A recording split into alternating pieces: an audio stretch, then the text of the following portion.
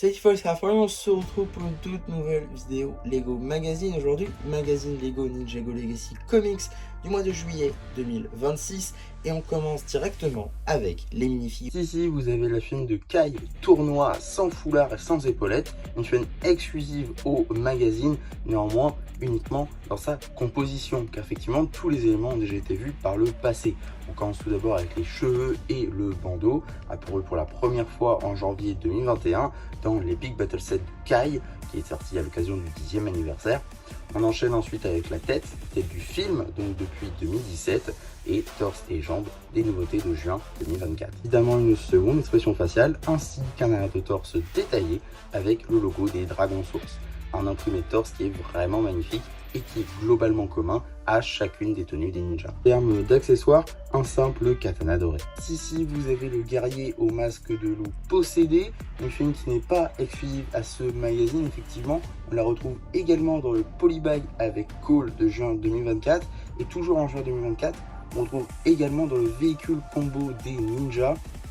Donc une chaîne qui n'est pas réellement exclusive, autant que tous ces éléments sont partagés avec toutes les variantes de guerrier au masque de loup de cette seconde vague de 7, plutôt troisième, techniquement, parce que c'est la vague d'été. En tout cas, on a donc le moule de masque de loup, justement, ici en déclinaison violet et rouge, qui rend vraiment très bien.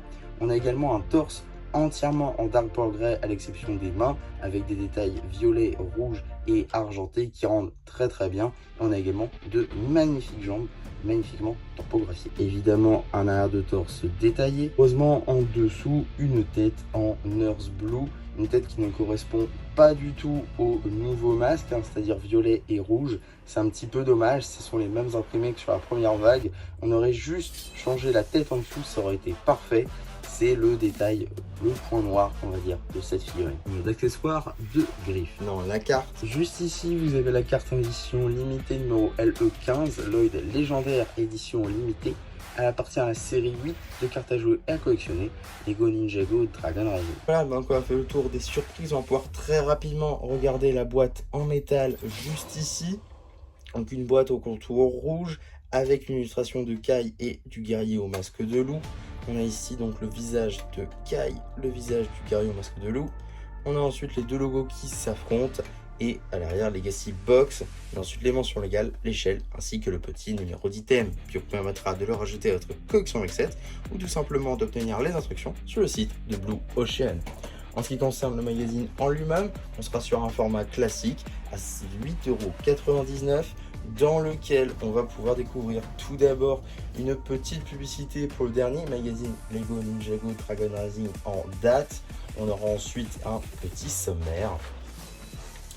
Tout d'abord, première bande dessinée, technique de combat, qui sera évidemment disponible sur la chaîne BD, vous vous en doutez. Donc on la passe très rapidement. On a ensuite une petite publicité pour le Blue Ocean Store avec toutes les gammes pratiquées, en passant par Star Wars, Avengers, Ninjago évidemment, Jurassic World, Minecraft City, ainsi que les cartes. On a ensuite la suite de la BD, suite et fin potentiellement de cette première bande dessinée. On a ensuite la page dédiée à l'abonnement, l'abonnement Apprenti Ninja pour 7 numéros pour 50 €, ou alors l'abonnement Ninja, 13 numéros pour 90 €. On a ensuite la seconde bande dessinée à travers la montagne qui elle aussi sera disponible sur la chaîne BD, vous vous en doutez. Donc on la passe très rapidement. Fin de cette bande dessinée, une petite page coloriage avec visiblement les ninjas dans leur tenue Evo, petit poster à couper des ninjas dans leur tenue du Spinjitzu interdit et également un poster très cool de la seconde vague Evo avec du coup les squelettes aux os fluorescents et évidemment les ninjas dans leur tenue Evo. Donc ça c'est plutôt cool. On a ensuite un petit jeu sur le thème de Call et les donuts, évidemment, puisqu'il adore les gâteaux. Et avant de passer au prochain numéro, parce que oui, on est déjà au prochain numéro, on va passer tout d'abord sur les publicités, en passant donc sur la publicité Minecraft du numéro avec la boîte en métal de l'Underman. J'ai déjà fait une vidéo sur ce magazine si ça vous intéresse. Je vous renvoie évidemment sur les vidéos magazines. Et la seconde publicité sera évidemment pour les cartes des multipacks 2, là encore que j'ai déjà couvert en short sur la chaîne si ça vous intéresse.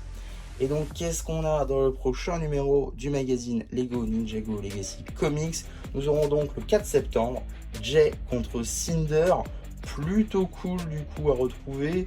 Jay du coup dans sa tenue ici Mech Pilot qui était une exclusivité au Battle Pack de 2024, et Cinder dans sa tenue du tournoi des sources, très cool également à retrouver ici, malgré le manque d'une épaulette de type Shatter Spin qui aurait pu être encore plus cool, mais c'est pas grave parce qu'on a quand même le torse qui sera plutôt sympa.